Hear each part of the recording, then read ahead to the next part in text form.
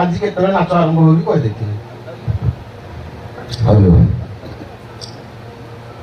ଜୟ ଜଗନ୍ନାଥ, ଜୟ ବାବା ନୀଳକଣ୍ଠେଶ୍ୱର।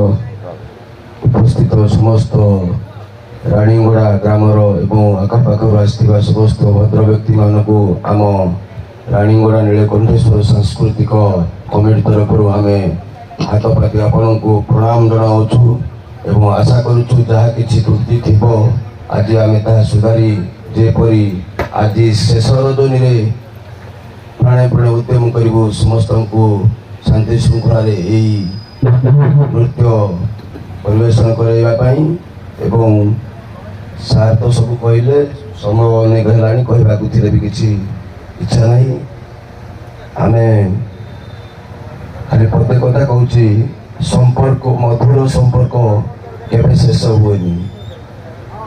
ତେଣୁ ଯେଉଁ କଳାକାର ଭାଇମାନେ ଆଜି ଏଇ ନୀଳକଣ୍ଠେଶ୍ୱର ସାଂସ୍କୃତିକ କାର୍ଯ୍ୟକ୍ରମର ଏଇ ଯେଉଁ ପେଣ୍ଡାଲଟା ଆମର ଏଠି ଉପସ୍ଥିତ ଅଛି, ସମସ୍ତଙ୍କର ଯେଉଁ ହୃଦୟ ଭରା ପ୍ରେମ ଏବଂ ଆତ୍କଣ୍ଠ ଭରା କାହାଣୀ କହି ଆମକୁ ଉତ୍ସାହିତ କରୁଛନ୍ତି ଯେ ଯେତେ ଦଣ୍ଡ ପେଣ୍ଡାଲ ଆମେ ଯାଇଛୁ, ରାଣୀଗଡ଼ା ହେଉଛି ଗୋଟେ ନିଆରା ପେଣ୍ଡାଲ, ଆଉ ସେଠି ନାଚ କରିବାର ମଜା ମଧ୍ୟ ଅନେକ ନିଆରା।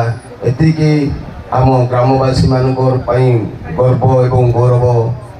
ଏବଂ ଆଶା କରୁଛି ସମସ୍ତ ଦର୍ଶକ ଶାନ୍ତିରେ ଆଜି ଦେଖିଛନ୍ତି।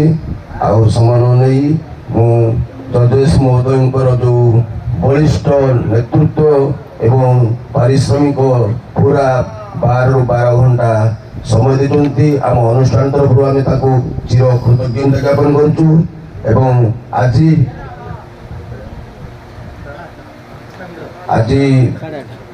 ଯେଉଁ ଶେଷ ରାତ୍ର, ଏହି ଶେଷ ରାତ୍ରି ଦଣ୍ଡ ନୃତ୍ୟ ପ୍ରତିଯୋଗିତା ଠିକ୍ ରାତ୍ର 8 ଘଣ୍ଟିକା ସମୟରେ এই ପେଣ୍ଡାଲରେ ଆପଣ ପୁଣି ଥରେ ଶେଷ ରଜନୀର ଶେଷ ରାତ୍ର ଦେଖିବାର ସୁବର୍ଣ୍ଣ ସୁଯୋଗ ପାଇବେ।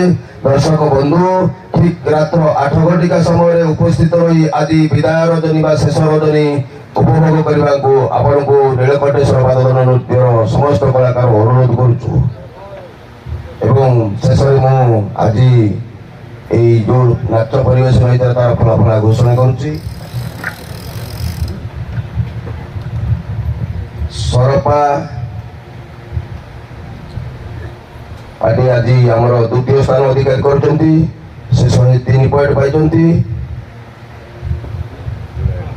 ସରପା 103 ପଏଣ୍ଟ ପାଇ ଦ୍ୱିତୀୟ ସ୍ଥାନ ଅଧିକାର କରିଛନ୍ତି ଏବଂ ଜୋରାଗାଡ଼ିଆ 106 ପଏଣ୍ଟ ପାଇ ଆଜିର ଏହି ନୃତ୍ୟରେ ପ୍ରଥମ ସ୍ଥାନ ଅଧିକାର କରିଛନ୍ତି। ଜୟ ଜଗନ୍ନାଥ। ଦର୍ଶକମାନଙ୍କୁ ଆମ ଗ୍ରାମବାସୀ ତରଫରୁ ଅନୁରୋଧ, କଳାକାରମାନଙ୍କୁ କୌଣସି ପ୍ରକାର ବାଧାବିଘ୍ନ ନ କରି ଶାନ୍ତି ଶୃଙ୍ଖଳାରେ ବିଦାୟ ନେବା ପାଇଁ ରାଣୀଗଡ଼ା ଗ୍ରାମ ଆପଣଙ୍କୁ ଅନୁରୋଧ କରୁଛି। ଜୟ ଜଗନ୍ନାଥ।